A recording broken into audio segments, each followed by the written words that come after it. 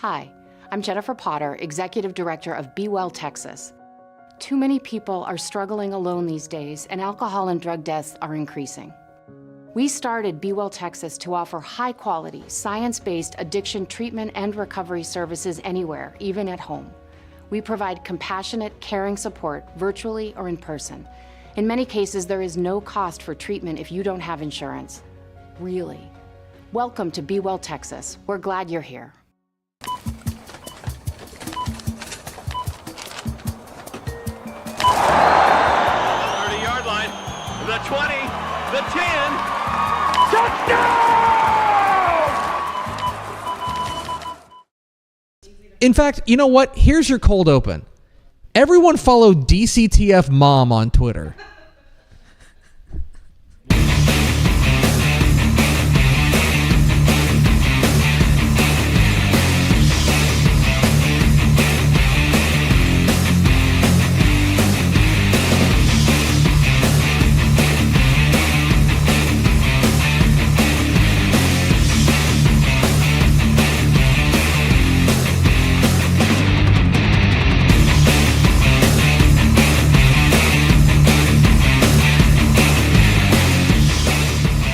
Tep Stepp, your ultra premium Texas high school football podcast from your friends at Dave Campbell's Texas Football and TexasFootball.com.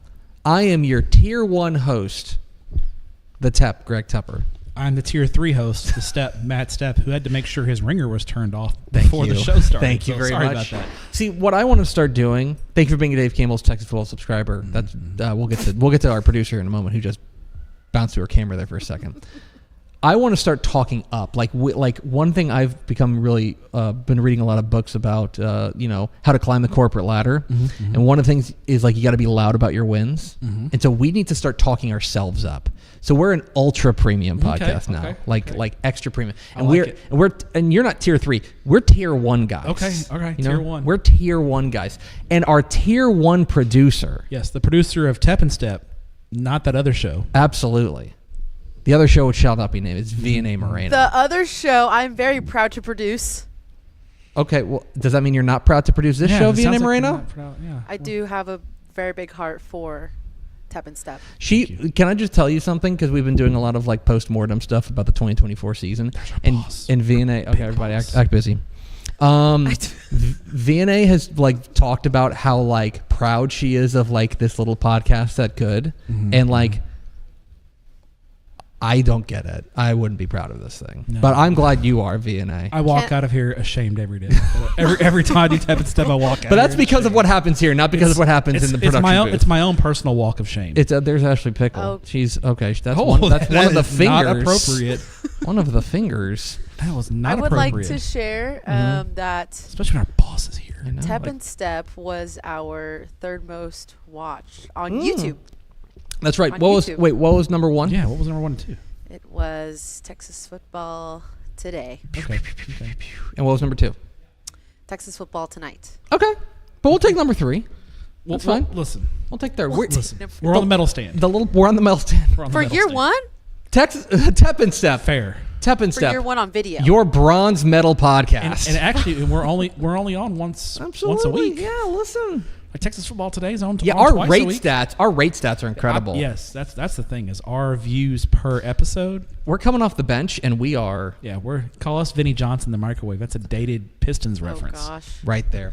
This Bad is Boys reference your February off-season edition of Tep Stepp, which is why we're rolling. Yeah, we are rolling. We do thank you for being a Dave Campbell's Texas Football subscriber or for watching us for free on YouTube on Wednesday. Coming up here in a little bit, we're going to talk a little bit about coaching change from across the state, including I have a small rant. We'll have that. And then back half of the show, we are going to talk about Stepp and I have compiled a list of the appreciate the notice about the 1 hour 5 most underrated Texas high school football programs. And I'm going to even slim it down a little bit more of the last 10 years. Does that change anything for you? Yeah, I went like last 5 years. Okay, that's fine. That's okay. 5-ish. Yeah, okay. I think I went back to 2018 for a couple teams. That's okay. We're in the same ballpark. We will have our most underrated Texas high school football programs coming up here in just a little bit. But first, Matthew. You're going to go on a rant, though? I've got a little rant to do. Is it a tepitorial? It's a tepitorial. Like, I'm going to sign the bottom of the screen. But first, Matthew, we will start, as we always do, with your Texas high school football fun fact of the week, presented by the One Shot, by Community Coffee. Oh, it's a good day for Community Coffee. Community Coffee supports and celebrates the thriving communities at the heart of Texas high school football. Community Coffee, strong as our roots. Discover more at communitycoffee.com. Good sip there. By the way, Yeah, it's going to get cold. you're tonight. back from Canada in this weather. Yeah. Bro, my back hurts. Shoveling snow, let me tell you. Return to sender. Let me tell you, shoveling snow is man's work, and I ain't cut out for it. I am soft. I need to be back in an office in a chair.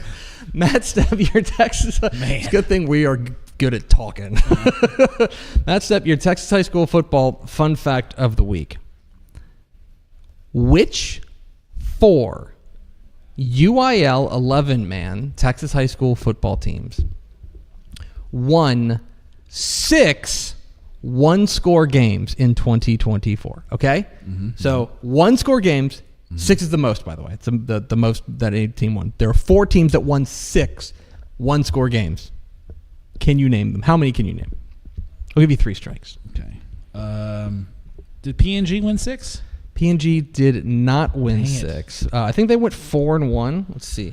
They did. They went 4-1 because they finally lost one. They lost to Nederland. Nederland, yeah. Nederland. So they're strike 1. Dang it. By the way, like now, Jeff Joseph 14-1 in one-score games. What are we even doing? What are we doing? Jeff Joseph hot seat? Yeah. Question mark. Oh, China's leaving. Bye, China. Bye, China. Let me see. Dang, this is a good question that I did no research on, so I'm really just vamping off the top of the dome You here. got strike 1. Did Holiday have a bunch of one-score wins? Holiday did not, or at least not that many. Holiday, in fact, went 1-2. And that's a bad guess. So strike 2. Normally I say it's a good guess. That's a bad guess. That was a very bad guess.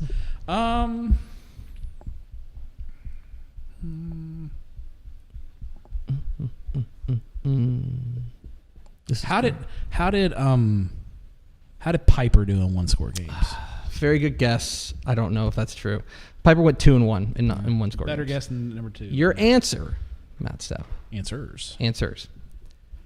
The Fort Worth Benbrook Bobcats went 6-0 in one-score Really? games. That's a random. How about that? They went 6-0 in one-score games. Fort Worth ISD, stand up.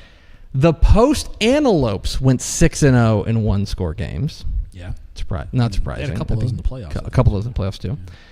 The Grandview Zebras went 6-1 in one-score games. They just could not stop playing close games. They were just like, let's just do it. And the same could be said for Longview Pine Tree, who played 7 one-score games and went 6-1.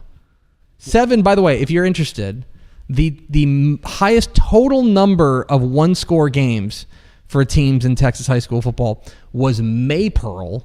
Maypearl played 8 one-score games, and they went 4-4, which again, ball don't lie. Like that's honestly one-score games you should go for. Usually kind of evens out. Yeah. Yeah. Imagine like every game is just like going to be decided by like 6 points. Yeah, and then the head coach decided he had to get out of there because he couldn't handle the one-score. It's just like, God, this is. I gotta go to Brewer. Exactly right. Anyway, there it is. Your Texas high school football fun fact of the week. There you go. Grandview. All right, Matthew. Shout out to saying zebras correctly. My wife would be very happy with you. I know you're just back from Canada. All right, Matthew. It's time for talk a little coaching. Coaching. It is coaching change season. We're about 140 changes now. 140. And we had several today. I mean, Huntsville opened up. Elysian Fields opened up. Robstown made a change. Fort Bend Bush hired today. Elysian Fields, Huntsville, and then Brownwood officially opened. I know you've had some takes. That's where I want to start. Yeah, let's start with Brownwood. Let's start in Brown County. So it's always strange in Brown County. So to catch people up on the story here, we posted on TexasFootball.com about this, that Sammy Burnett, the head coach there at Brownwood for the past 7 seasons, was entering the final year of his contract. He was under contract for the 2025-2026 season. Mm-hmm. This is not rare that then it gets put in front of the school board for a contract extension. Just be like, hey, we're not going to make you coach on the last year of your contract. Dallas Cowboys are very famous for this too. Okay, well, that's fair. Anyway, make you don't have to coach on the last year of your contract. So they put it in front of a school board vote, and the school board voted 4-3 against extending Sammy Burnett's contract. Split school board vote. You had some people go up there and say that basically, it sounds like what people were saying out there was, at least publicly, what people were saying was, he's just not, like, they're not winning enough. Like, he's just not he's not living up to the Brownwood standard. And there might be something going on behind the scenes that I don't know about. Maybe. I'm just looking at this from a football standpoint. Okay? He's 51-31 in 7 years at Brownwood. They were, in 2023, they were basically a play away from making the state semifinals. Decatur scored at the very end of the game to win the game. He's won 10-plus games in 3 of his 7 years. The problem is that this isn't the 1970s. Like, Gordon Wood's not walking through that door. Brownwood's not. It's just not. It's not what it was. Towns change, evolve over time. Demographics shift over time. The power nexus of high school football, even in the 4A level, really isn't in West Texas. And I think the community still, I get it. They have high standards. They've got 7 state championships. Like, there's something to be said when they get in the playoffs and they put those 7 stars in the shoulder pads that indicates the 7 state championships. But it's not the same world that Gordon Wood coached in. And I think there's still some folks in town that still believe that Brownwood should be that. And I just don't know if they have the personnel to do that. Not in today's landscape. It's just tougher. And he's done a good job at Brownwood. And like I said, maybe he wasn't handling the athletic. I don't follow Brownwood. All due respect to their girls softball program. I don't follow. I'm a high school football guy. And I kind of follow boys basketball a little bit. So I don't know. Maybe he wasn't handling athletic director duties as well. I don't know. But I'm just looking at it from a football standpoint, and I think he's done a good job, and I think he's getting kind of a raw deal. But that's just looking at it from, the football perspective. And I think he's getting a bad deal. So this is my Gregatorial, my Tepatorial. Is even if you believe that Brownwood should be at or near the top of 4A, this is still inexcusable. Still. This man, 15 months ago, was 3 points away from a state semifinal. Yeah. They were in the regional final and took Decatur to the mat. Decatur scored on basically the last play of the game to win the game. And I'm sorry if that's not enough for you, but that's a you problem. Yeah. That is not a Sammy Burnett problem. And this is a guy, and look, I can't hide my feelings here. I know Sammy Burnett. I think he's a great dude. He is. And he is salt of the earth. And the other thing about it is I know how much he cares about Brownwood. They did this to one of their own. He is a Brownwood. He played for Gordon Wood. They are doing one of their own so dirty. Yeah. And it makes me change the way I look at that program. Plain and simple. And that's not fair to that town, but it's true. I can't help but look at this and say, well, this is what that town stands for. Yeah. And that's not fair to the community. But in the end, you are what your actions say you are. And if Brownwood is going to run out a really talented, good coach because either he's not playing to their living up to their standards or some other nonsense behind the scenes, then you are what you are. Yeah. And you get what you get.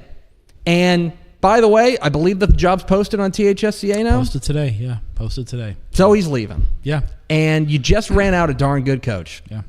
For what?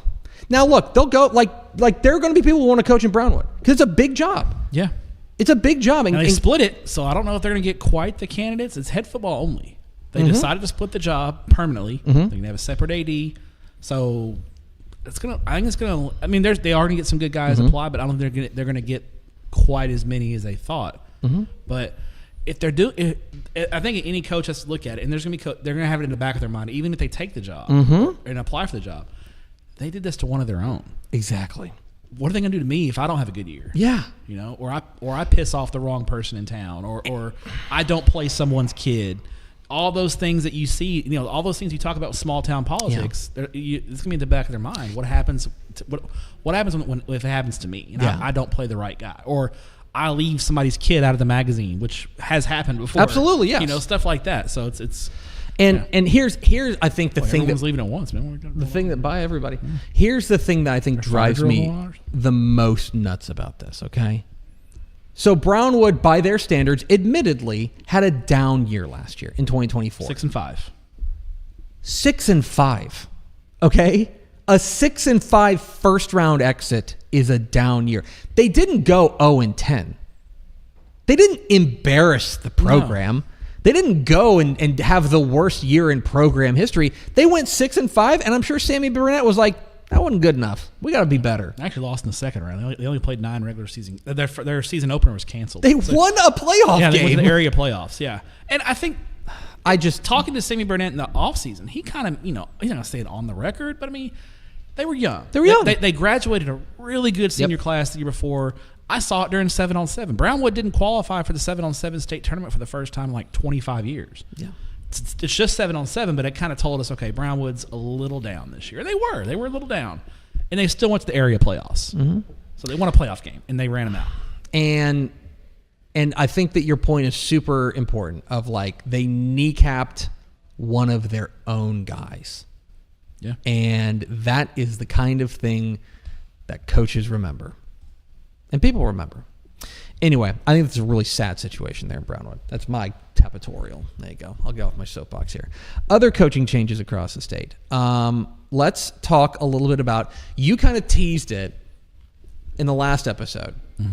When Hutto came open, there were 2 things you mentioned that now I'm connecting. Hutto came open. We talked about that.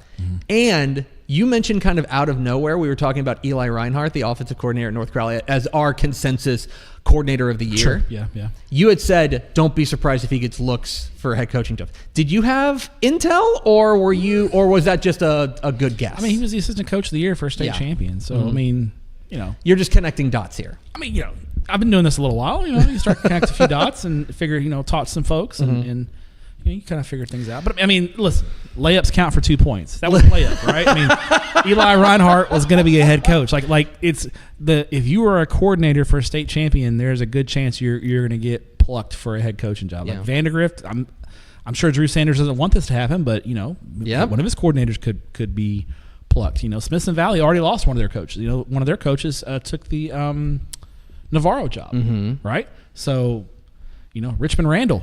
Brooks Hack took the Houston Memorial job. So if you win a state championship, especially at the larger school level, you're going to see your coaches take other head coaching jobs. Layups count for 2 points. They do. So it's a good line. Hey. Okay, I think we need to close the loop on one thing we talked about, which was Barbers Hill. Because last time we were on this program, we talked about Barbers Hill and just kind of the little bit of rigmarole going around. There was some behind the scenes drama and some things cooking there. They end up getting Cody Semper out of Cy Woods, and it's funny because he's like, yes, he's coming from Cy Woods. I think of what he did at Corpus Christi Veterans Memorial, where he was really, really good. Took him to a state semifinal in 2020. Lost to Cedar Park, coached by Carl Epsick. Yeah. Absolutely. Me and Pickle were at that game, and it was cold that night. That was the year that this 5A went into January. Yes. It was in January, and it was Pickle doesn't like the cold weather, and she was not happy that night. No, it was like 48 degrees. She post-gamed at Taco Palenque, though, so it made it better. But Cody Semper gets the job at Barbers Hill. And good hire for Barbers Hill. Yeah, I was going to say. Cody Semper, well-respected coach, great record. You know, I think he'll do well at Barbers Hill. I think, you know, it's all – But he leaves a good job. Cy Woods is now open. I think Cy Woods, they're kind of rounding out their process right now. I would imagine late this week, maybe early next week, we'll see Cy Woods name a head coach. Heard some current head coaches' names floating around there. One in the Houston area, maybe one in West Texas. We'll see. But yeah, so Cy Woods open. Barbers Hill hires Cody Semper, and then we already knew that Carl Epsick took the Lufkin job earlier. So good on him. Yes. Elsewhere across the state, I want to make sure we mention this, but Mark Schmid announced his retirement at Conroe Oak Ridge. He is a Conroe ISD man through and through. Yeah, he drives like he lives like out in Brenham though. He drives like 60 miles one way. Yeah, he drives. He's only been coaching because before he was at Oak Ridge for 6 years. But he was at Woodlands for like 15 years. Yeah, he's been driving like 60 miles long. Yeah, I know. That kind of doesn't make any sense, Coach. But like happy retirement. I mean, I guess I'm reading this. I'm saying Mark Schmid really likes where he lives. Or his wife really likes where they're living because he ain't moving. Yeah, I was. He when he retired from the Woodlands, he was like, when his son graduated, he was like, the one thing that he'll miss is him and his son having that hour every day in the car by themselves just to kind of bond. So, okay. Speaking of jobs that have come open, congratulations to Coach Schmidt on a terrific career. Did a great job at Oak Ridge. Coming out of retirement, and did a great job at Oak Ridge. He did. Was he the coach that took the Woodlands to the title game? Don't think so. I don't believe so. I think it was I'll check that out. Guy before Schmid, but I don't know who okay, I'll look that up. Pre-Schmid. Bernie is open. A very, very interesting job. Two very interesting jobs right down the road from each other, west of San Antonio in the whole country. Let's talk about Bernie for a moment. Shea Hendricks is heading to the college ranks. He's taking a spot on the staff at the University of Arkansas. So he's moving out of state. This is twofold. One, opens up a very attractive job there in Bernie, which is very good. And two, I think this is pretty big too. The quarterback's name last year, who's pretty darn good, was Hank Hendricks. So he's moving out of state too. And that's a double loss. It's a double whammy for Bernie. Yeah, it's a double whammy there for Bernie after first year in 5A. They get all the way to the semifinals. Fall to Richmond Randall in the semifinals. Great year back in Class 5A. So big loss there. They graduated big senior class. They lose their head coach, and they lose kind of their best returning player as well. So Bernie is starting. They're bringing in 9 guys to interview this week. My money is on a internal hire there, though. I think we're going to have an internal hire at Bernie. Okay. The success they've had, it's no reason. To me, there's no reason to change. They've had so much success. They were in a state championship game 2 years ago. Hendricks did a great job. I think Bernie's going to reward the success they've had within and promote from internally. Hey, VNA, can I have the one shot real quick? Oh. Calling ISO here. The 2016 Woodlands Highlanders were coached by Mark Schmid. Dang it. Well. Thank you. Tepper 2, step 0. Put that in the bank. Layups count for 2? Yeah. Okay, elsewhere. Thank you, Internet. Sorry, I wanted to make sure I got that right. Okay. I want to make sure you talk. This is not a coaching change, but I'm kind of zooming through some of the stories you broke. This is something that I think is a long time coming. But Rock Springs, let's talk about that. Maybe the first time we've ever talked about them on Tep Stepp. Well, we had to have mentioned the Angoras at once. Maybe it's a great mascot. We've talked Angoras. That's right. We have talked DNA? Angoras. That's right. Perhaps we've talked Angoras. Angoras. Talked about Angoras. She's nodding. The Rock Springs is moving to 6-man football for 2025. So they're going to play an outlaw schedule. You cannot reclassify mid-classification. If you didn't know, you can't be like, I want to play in 1A next year. Now they have 65 students in. They've had 6-man numbers for a long time, and it's not been close. I think I wrote in the story they haven't had 11-man numbers in 10 years. Yeah, and to be clear, this is not. There's a decent number of teams out there, a handful of teams that do this, that have 6-man numbers, but I think culturally, and then also there's a cost of changing the field and stuff. Well, and then also you got to think about it, right? You have to change your entire program. And so if you go below the 11-man cutoff for 2 years just because you have a small class, or you may have a class with a lot of girls and not many boys, it can put you under that number for a little while, and then in 2 years you pop back up. Well, you don't want to go six. You don't want to yo-yo because you can't really develop a program that way. If you're going to go 6-man, you need to stay 6-man. And correct me if I'm wrong. Was it Hamlin in 2019? Did they have 6-man numbers? They were just below the cutoff. They were just below the cutoff. They had a small. I think they had a small freshman class come, and then you remember a couple of years after that they really struggled. Yes. They had a couple of really small classes come through. Now they've kind of stabilized a little bit, and they're back above the number. But you just don't want to yo-yo. You want if especially in a place like Hamlin, you can look and you know how many kids you're going to have probably for the next 6 years because you can look at the elementary schools and be, okay, we got 18 kids in this class, 20 kids in this class, 30 kids. You can kind of tell. So we're going to file this coaching change. But I'll say this about Rock Springs before you go. Yes. Despite them being way below, I mean, Rock Springs, the 65 is tiny, the guys. cutoff is 104.9. Don't get us started on the 0.9. But they weren't like at 100. No. They were. Yeah, like the difference between 100 kids and 65 kids in your high school is huge at that level. And they maintained very competitive. They went to the area playoffs. Like they didn't go 0-10 every year. They credit to them for hanging in there as long as they did, but it was time. And for example, when we're talking about teams that are opting to stay in 11-man, a lot of them have like 94 kids or like 102 kids. And it's like, oh, okay, well. We're doing the thing and it's like 100, 102, 65. Yeah, Whoa. exactly. Yeah, exactly. So credit to them, their kids, for hanging on as long as they did it and maintaining a competitive. I think they'll be fine when they go 6A. I think you're 6-man. right. We're not going 6A. We're gonna file this under let's remember some guys. The new head coach at Livingston is Tucker Carter. Oh, yes. And when you filed this report, I grew 60 gray hairs because I watched Tucker Carter play quarterback at Allen. Yeah. Here's a hot take. Tucker Carter, the original Kyler Murray. He won state at Allen before Kyler Murray did. And he was the backup quarterback. I believe. Was it Casey or Nathan Dick was the quarterback? I think, and they got hurt early in the year. And Carter was Tucker Carter replaced him and led him to a state championship. And he's now a head football coach. So we're gonna die soon. What a world! What a world! You mentioned. I do want to take a moment to mention that we talked about Houston Memorial. If you want to talk about. Speaking of guys that I watched play, going from polar opposites as far as the demographics is concerned, like age demographics, they were looking for a head coach. Houston Memorial was looking for a head coach for the first time in a million years because Gary Koch retired after being the head coach since 1992. We talked about that in the last one. I was in 1992.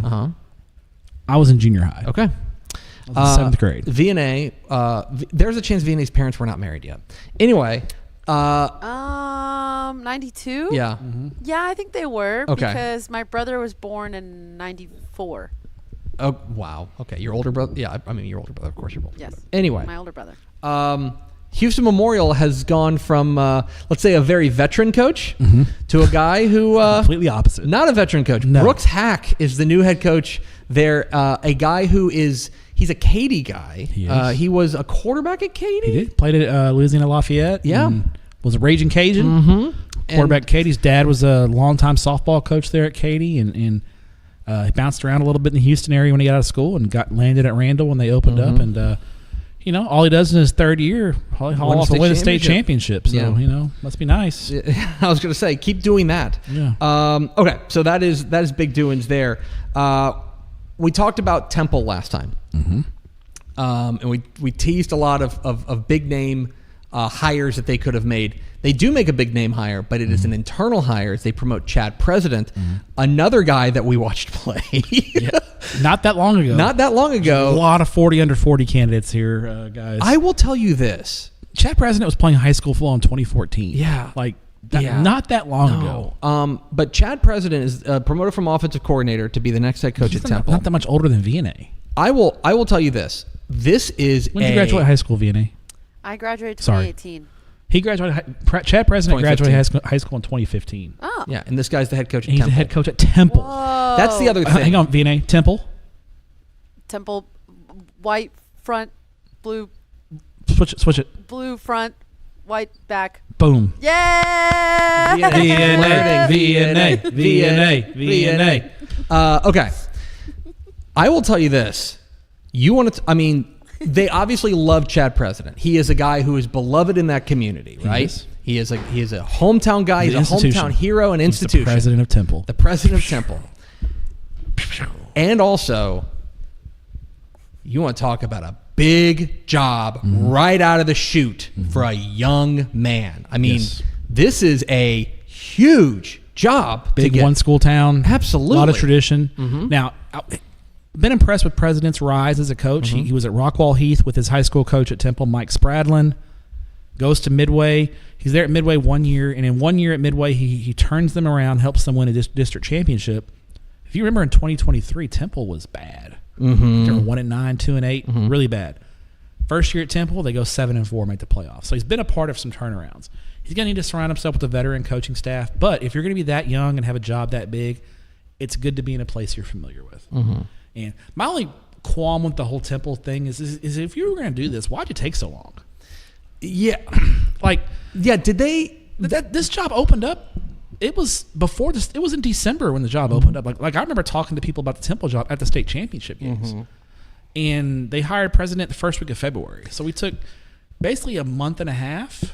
To me, it's like if you're going to hire a president, to me it was a no. If that's the direction you were going to go, I just would have done it a lot quicker and just got rid of the dog and pony show. That makes me wonder. It took a while. That makes me wonder if they were. This is me speculating. Okay. I wonder. Tepper speculation, right? Tepper speculation. I wonder if they were waiting for a big name to walk through the door that just didn't.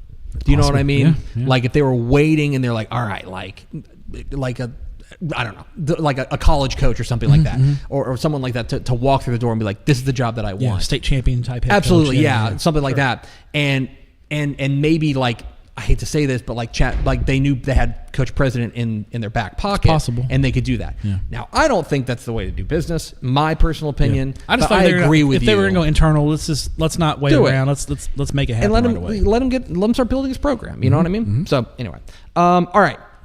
David Jones has retired at Kerrville-Tivy. He's been at Kerrville-Tivy for a long time, 13 years there, and done a great job with that program. That is a really interesting program because I think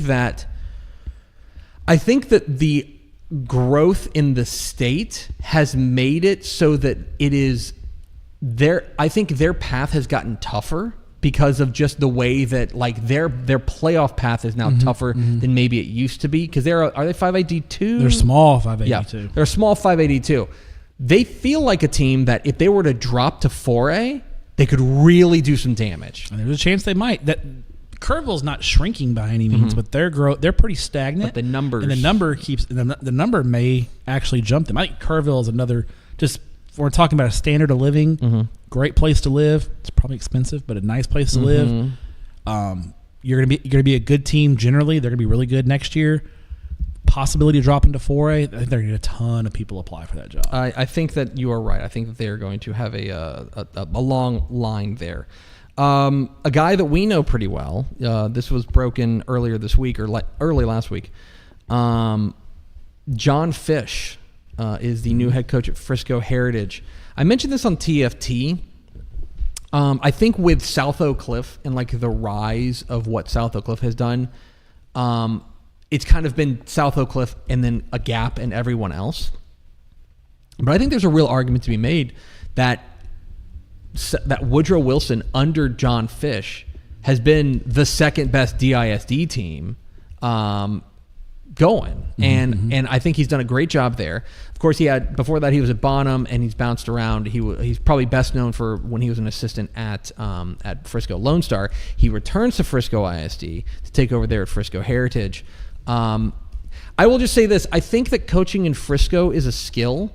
And what I mean by that is you have to understand how to navigate that particular school district as far as talent is concerned.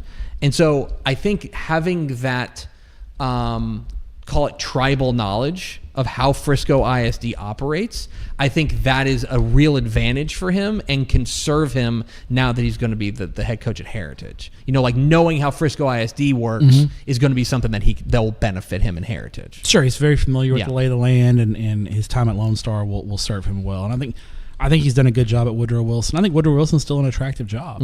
The thing in Dallas ISD especially is it's very the jobs are very principle based, and so you got to make sure you have a good relationship with the principals. That's going to be key in for their hires. It's going to be somebody I think who vibes well with the principal. But I think for Fish going to Heritage, Frisco's had so much growth and so much shifting around. Heritage is now one of the older schools in the district, and so they're probably a little more stable in their enrollment where they're pulling from. The subtitle of this episode is "We're Getting Old." Okay, this came down today, actually. Late breaking news. Huntsville, boy. Piney Woods between Lufkin and Huntsville coming open. It's like popping. Huntsville has come open. Rodney Southern has retired. A little bit of a surprise. I had heard no rumblings of this. So he retires, but you think that may not necessarily mean he's done working. Yeah. So, Huntsville Item sports reporter, I believe it's Josh Colwell. Josh, if I'm butchering your name, I'm sorry. Kind of intimated in his article that Coach Southern might be looking at a college gig. Called Coach Southern. He said he's not done coaching. My guess is he's going to take a college gig and maybe try to do some double dipping, little retire. Draw his teacher retirement, and if he does that, he's going to work at a private university, not at a public university. Because if he works at a public university, it's still part of the Texas teacher retirement thing. So if he goes to work at a private school, let's just not saying he's going to do this, but let's say he goes to Rice. Yes. Rice is a private school, which is what John Kay did. John Kay retired from North Shore so he could begin drawing his teacher retirement while still drawing a full salary from Rice, because Rice is a private university. So I could see possibly something like that, but maybe Coach Southern goes to a public university and continues to contribute to his TRS. So we'll see. Big loss for Huntsville. He did a great job. Coach Southern, you look at when he took over at Marshall back in the day, they were in a bad place. Took them to two straight state championship games. Goes to Belton, rebuilds Belton. Now Huntsville wasn't quite a rebuild, but they were just middling. Yeah, took Huntsville into they were. They don't get Devon Achand in that regional final a few years ago. Huntsville might have played for a state championship that year. Yeah, they got beat basically on the last play. Yeah, remember that Devon Achand threw a touchdown pass on a trick play at the end of the game to beat Huntsville in that regional final. Great game. He had some great runs at Huntsville, and Huntsville's going to be really good next year. They had a freshman quarterback playing. They've got some dudes coming back. Really attractive one school town. They built a brand new stadium a couple of years ago. Some nice facility investments. Primo job in Huntsville. There's some good jobs open right now. Huntsville, Burleson Centennial. I wanted to ask you about Burleson Centennial because Kyle Geller. You broke that news. That was a Tep bomb on Friday. I was fed by a worthy source. But he moved to BISD administration. He's been the only coach that Burleson Centennial's ever had. But that is a very attractive job that I feel like the athletic director there is going to have a fair amount of candidates to choose from for Burleson Centennial. Yes, but here's the thing: Burleson ISD AD Kevin Ozzie, he has a history of splashy hires. He does. He likes, and off the air, I may tell you about a splashy hire, a splashy guy he's looking to talk to. It's me. Yes, Greg Tepper to Burleson Centennial. You look at it; he's hired John Kitna at Burleson. They've all been at Burleson because Centennial hasn't come open. Yeah. But John Kitna, Chad Worrell, Philip Tanner, all kind of splashy in their own way names. So I think when you look at Burleson Centennial, Kevin Ozzie's going to look to make a splash and get a guy in there. So it's a really attractive job. And Burleson Centennial's been good. Yeah. They were in a regional final in 2022. He knows what he's doing. It'll be very, very interesting to see how all that lands. But yeah, you're exactly right. And by the way, Kevin Ozzie, that's kind of his whole thing too. Because remember, he was at Duncanville, and he was at South Lake Carroll. He was in Arlington, and then he went to Burleson. So those places, he's had opportunities to make high-profile hires, and I think he likes getting. I don't want to speak for him. I think he likes getting his school district A buzz. some buzz. Yeah, and some be like, buzz, yeah, you know. So that is one thing certainly to keep an eye on. Okay. Let's see if I can zoom through any more of these. Mansfield Timberview. You want to talk about Mansfield we'll talk about Timberview? Mansfield That's Timberview. another tasty really, job. really attractive job opening. Just didn't work with Robbie DeSanto. 2 years. They just didn't. You know, they went 6-5 last year. I think the district kind of felt like there was just time for a change there. Timberview, though, I mean, I had a coach text me as soon as that job opened up and said Timberview getting off the bus is one of the best looking teams I've ever seen. Wow. There's dudes there. They can get the right guy in there, the right kind of mix, the right kind of just secret sauce for the coach to get everybody pointing in the right direction. They can do some things. Timberview's got dudes. That is something to keep an eye on. Let me ask. I had a coach tell me today about Timberview. They had at a track meet this week. They had 3 guys run 10.7 or faster, which is fast. Yeah, that is very appealing. Okay, Paradise. Joe Koch retires, right? Wisconsin Hall of Famer. I presume the new coach, the defensive coordinator, promoted. Is his son. Okay, I wanted to make sure that Tommy Koch. Yeah, Tommy Koch is. I was like I didn't want to put my foot in my mouth because it's the Koch dynasty. Yeah, it's exactly. The Koch dynasty in Paradise. Well, I mean, there are other guys. We've literally talked about a guy with that last name already. So that's not necessarily surprising. But yeah, that's that taking over a program that obviously is doing. What a great run they had going to the state semifinal. Took Malakoff to the mat. They took Malakoff to the mat in that game. Let's talk about perhaps a little bit of a surprising move as far as if you were to just look at the names involved. Let's talk about Gonzalez. So Gonzalez was looking for a head coach. Joey Rivera was out after 4 seasons. Took him to the playoffs in 2023. Lyndon Hamilton from San Antonio Reagan taking over at Gonzalez. This is fascinating. Anytime a guy basically leaves a 6A job and drops down, especially to 4A, that's interesting to me. What do you know about Lyndon Hamilton? So he gets to be the AD in Gonzalez. So I think the pay is going to be pretty. Yeah. Then also, I believe Coach Hamilton is from Luling. I want to say his wife might be from Gonzalez. There's always a family, you know. So Coach Hamilton, if I come visit you, I need to go to Luling City Market and get some barbecue. Let's do it.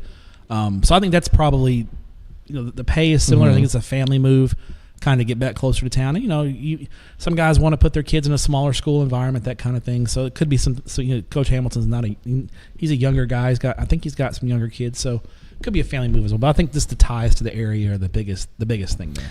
Port Lavaca Calhoun. This is interesting, and this is one of those things this is why you come to Tep Stepp, okay? So Richard Whitaker retires after a tremendous career there at Calhoun. Unbelievable. Did an unbelievable job with the sand crabs. Unbelievable job. Peace, love, crabs. They go and they hire Stephen Hernseer, who has been at Corpus Christi Cal Allen as an assistant for a million years. Coach Hernseer's been there at Cal Allen for a long time. So what I'm interested to see, what do they do from an offensive scheme standpoint? Because now Cal Allen morphed the last couple of years to more of a power spread scheme. Once Coach, but I mean, Cal Allen was running for a lot of the end of Coach Danaher's tenure there, the wing T, kind of a power wing T. Calhoun kind of ran that. It was a double slot. It wasn't really the slot T, but kind of a version of it.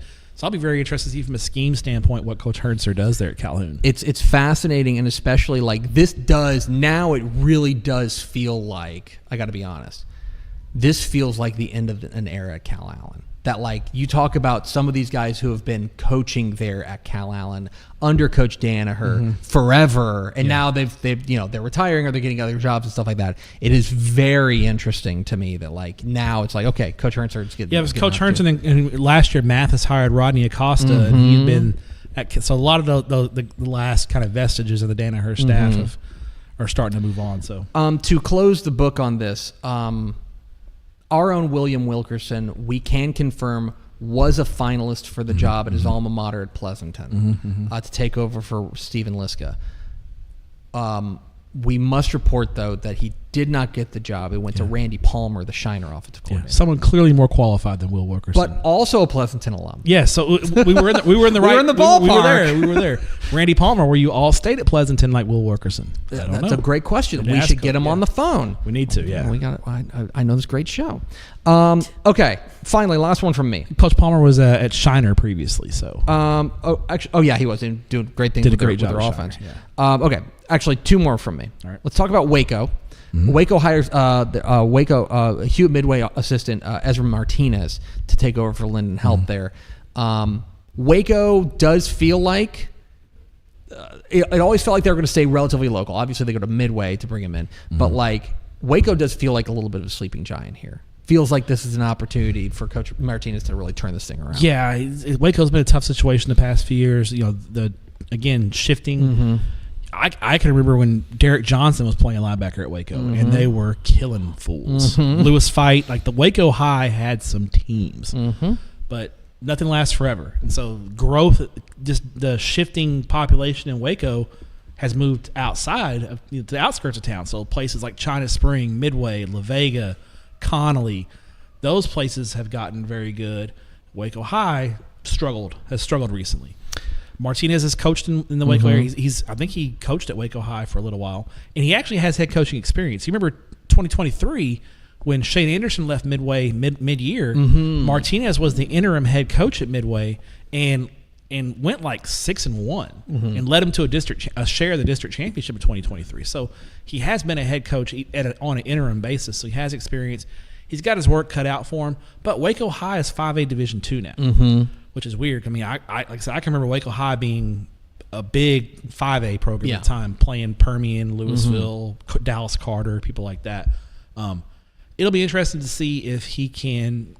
I think the standard at Waco High right now is just get into the playoffs. Yes, which is manageable. They're in a 6-team district. You just got to win 2 district games to kind of get the arrow pointed in the right direction.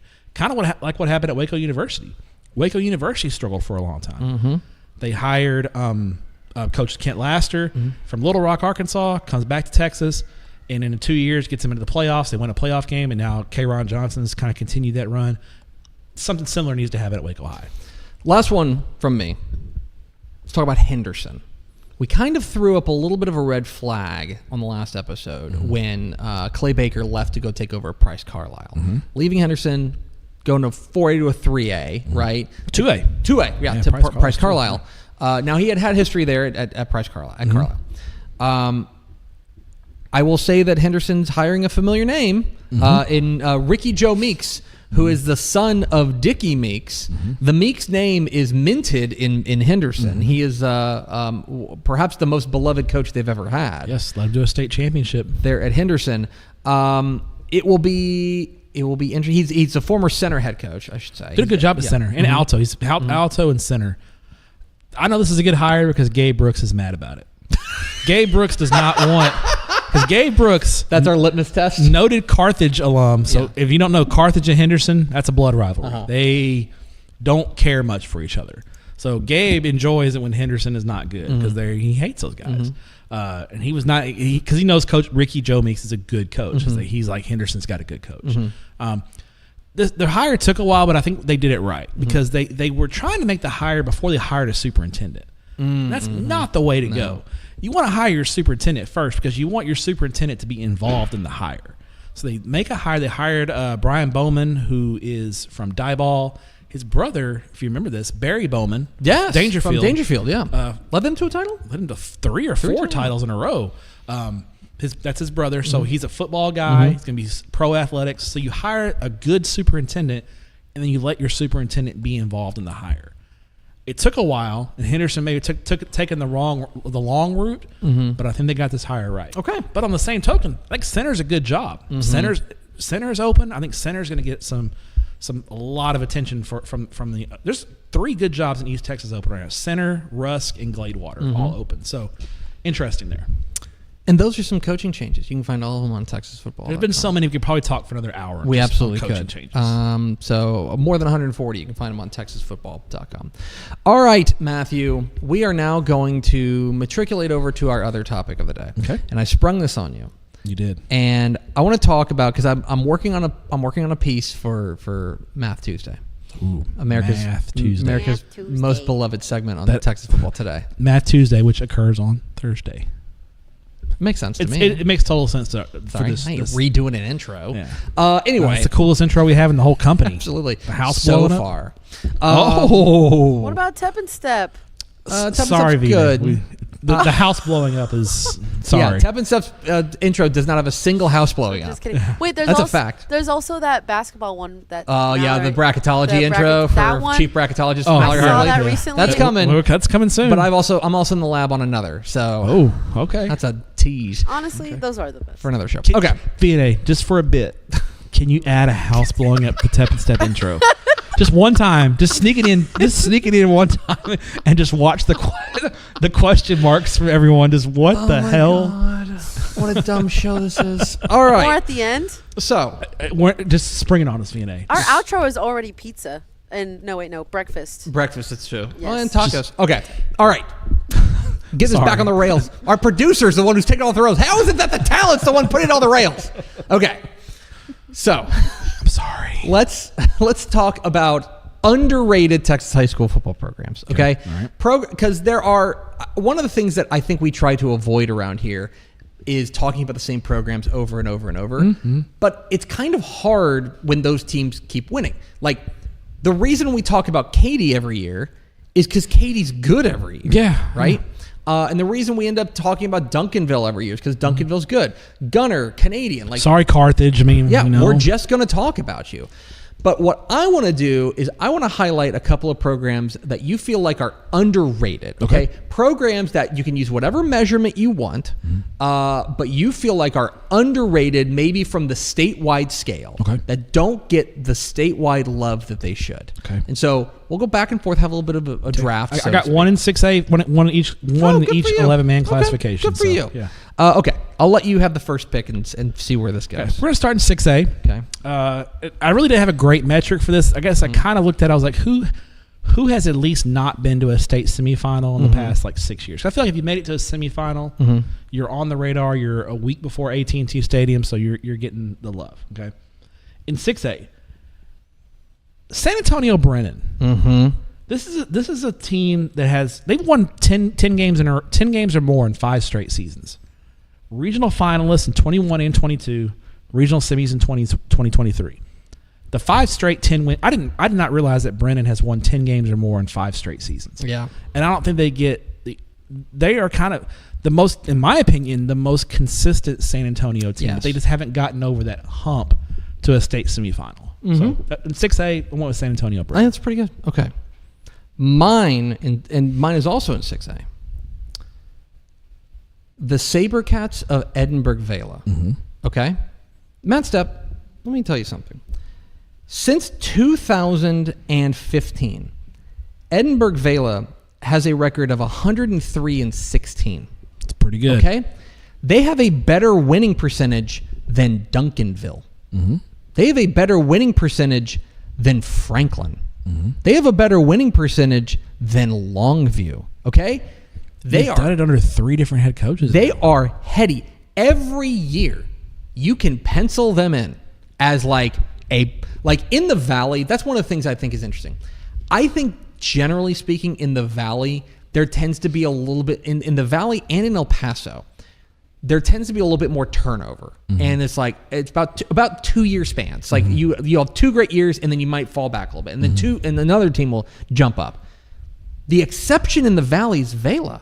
They're the most consistent, has for sure. been consistently excellent. Basically, since their inception, they went like 0-10 their first year, and then like starting in 2014, they just started ripping off 10-win seasons. Yeah. You know who's the head coach originally there? Mike Salinas, who is now the former A&M Kingsville head coach. Now he's the athletic director at Kingsville. I know. It is. They have done. I think that is one of the most underrated programs in Texas is Edinburgh Vela.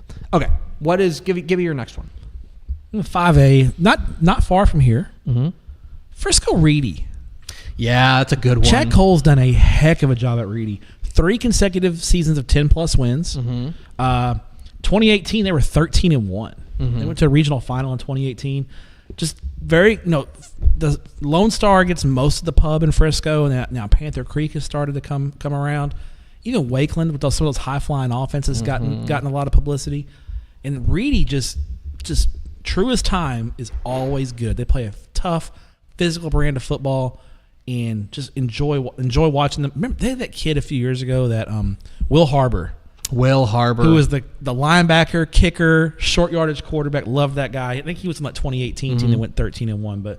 But 3 straight, they've moved up to 5A Division I in 3 straight 10-win seasons, and I don't think they get enough talk as being a very consistent. Again, they're not going to get the pub that Alito or Denton Ryan or Lone Star gets, but this is a consistently good program. Good pick. I'm going to go a little bit smaller school, and I'm going to go west. Matt Stepp, let's talk about the Wall Hawks. Okay? Wall, another program that you can set your watch to. Okay? And I think part of the issue is that the past 3 years, they've run into either Canadian or they've run into Gunner, right? That Gunner game this year was unbelievable. Yeah. It was a great football game. But, like, they have consistently ripped off 10-win seasons. They've won 105 games in the last 10 seasons. Like, they have been excellent year in and year out. And what I think is fascinating, and perhaps what makes them even more underrated, is that they have adapted and they have changed their offense. And if anything, they've gotten better and more competitive by doing that. Like, they have been, there are programs that have a style of offense. And if you didn't know, Houston Guy, was running a ground and pound. A flex bone? Basically flex bone. Run the flex bone offense. And they were essentially running like second round of the playoffs and losing like Bushland or something like that. And you said, all right, we have to adapt. And now they've started opening it up a little bit more, and it's worked for them. I just think that is the mark of a consistent program and a consistent culture there. It's like, hey, we're going to change some things. Don't go crazy, but it's going to work. And sure enough, everyone buys in. I love what Wall does, and I think that is a program that out there in West Texas probably doesn't get the love that they deserve. 13-2 last year. Absolutely. Yeah, spectacular stuff. All right, what's next for you? I'm going to go west as well, but I'm going to go further west. Go all the way to Seminole. Another program, 3 consecutive seasons of 10-plus wins. And they could be even better. 2022, 2024, Seminole lost by 1 point in the playoffs and by 2 points this year in the playoffs, in the third round of the playoffs. It's a very good team.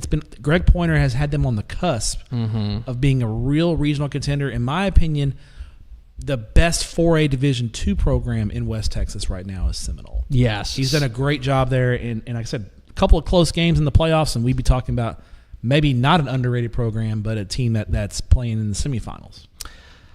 I want to go real small school for my next one. Okay. Let's talk about Love Lady.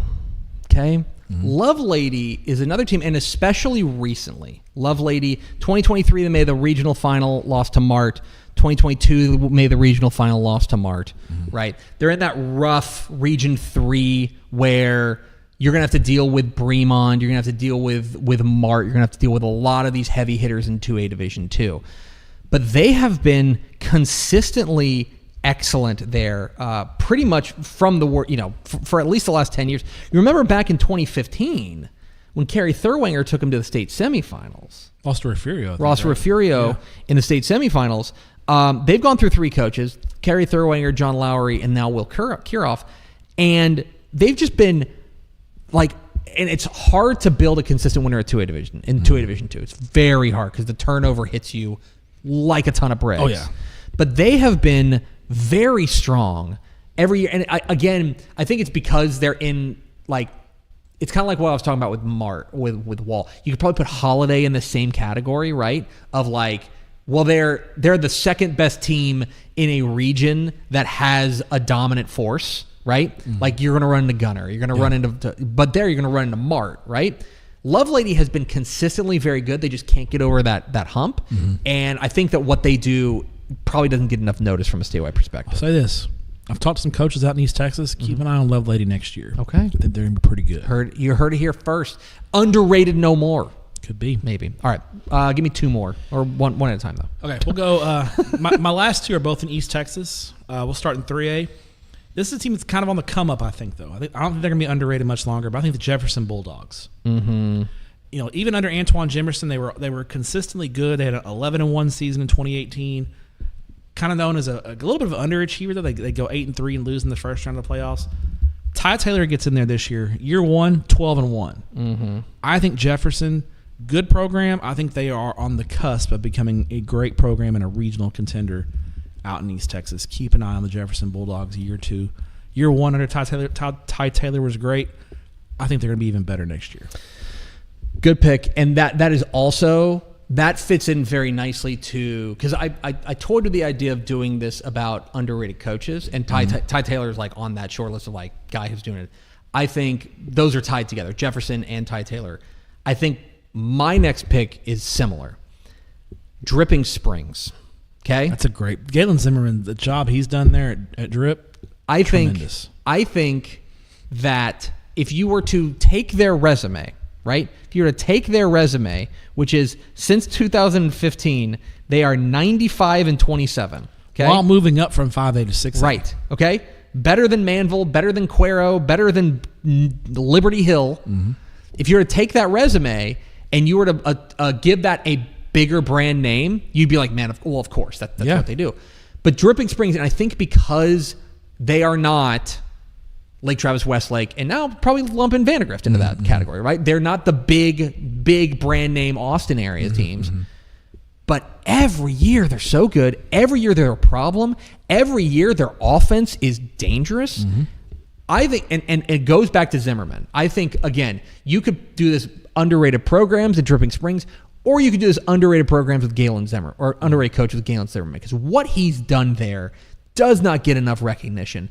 They have been excellent. I mean, you look back at last year, right? You know, a perfect example. They run into a good Harlan team in the second round of the playoffs, right?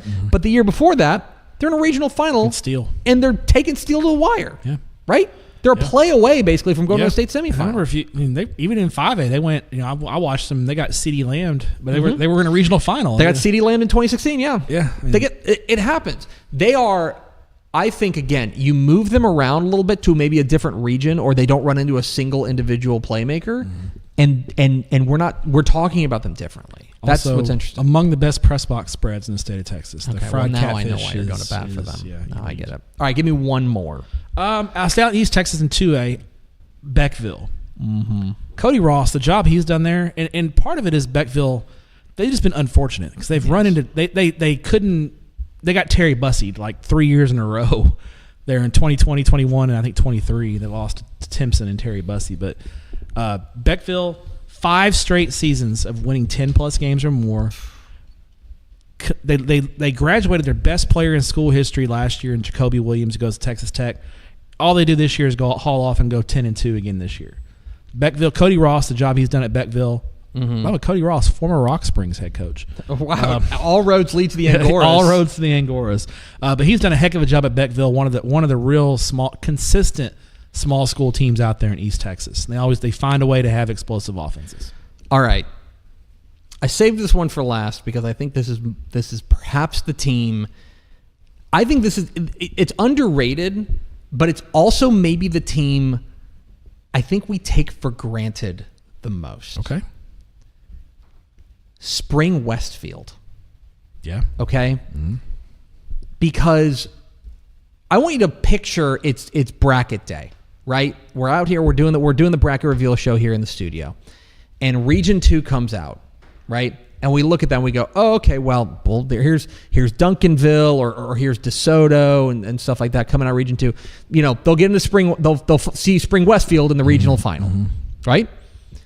Like, I want you to think about the shock it was last year when they lost to College Park in the first round of the playoffs, right? It was a huge upset. Big upset, yeah. Huge upset. Well, Matt Meekins has continued from his brother there. I mean, every year, again, because they're in Houston and they are not North Shore, they are not Katy, they are not on that short list of super high-profile Houston area programs, and because they haven't had that breakthrough. They have not made they made a semifinal in 2019, right? But besides that, they have not been able to break through and win their region. A lot of that is because they've been kind of put into a region with DFW teams, right? They're in that Region 2 of that mishmash of Houston and DFW.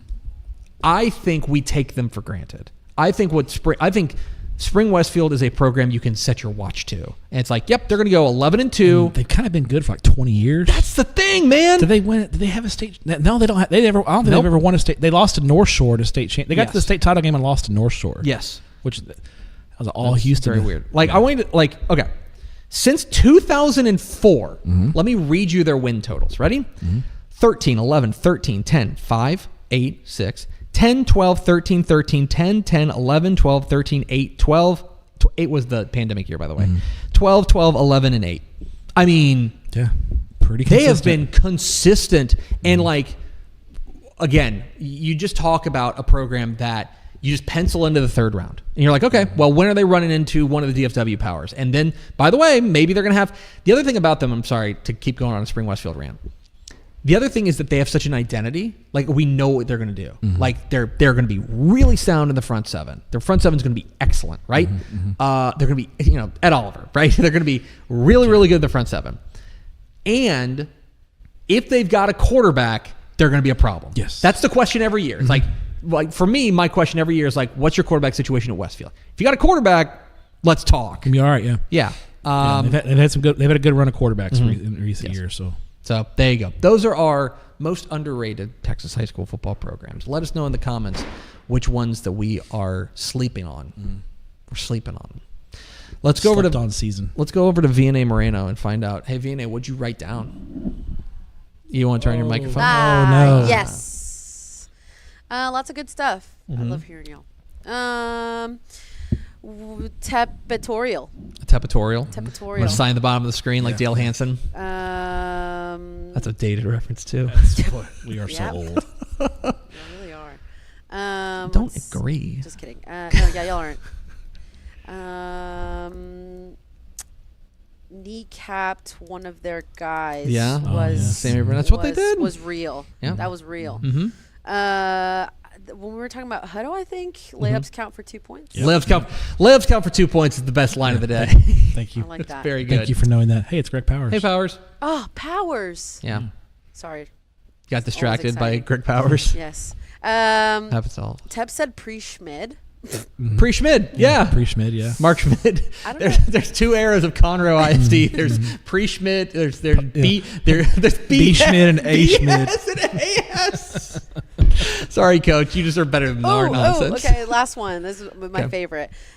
Gabe Brooks mad equals good coaching change. Yeah. That's true. Yeah. He's a good barometer for an East Texas Henderson. Who else would be like one? Gilmer, like Kilgore. Yeah, exactly right. Longview. Yeah. Like that put it in perspective. Yeah, if the, Goal. you need those barometers, right? You know Love what I you, mean? Gabe. Love If you, someone's mad about it, then that's good. Yeah, Gabe's pissed off about Henderson hiring a coach, then that means they hired a good coach because he wants him. You can take him out of Carthage. You can't take the Carthage out of Gabe. Absolutely. So, all right, that's gonna do it for us. We love you, Gabe Brooks. Thanks for being a Dave Campbell's Texas Football subscriber. Step, thanks for your courage. thank you. Talk to you next time on Tep and Step. Bye.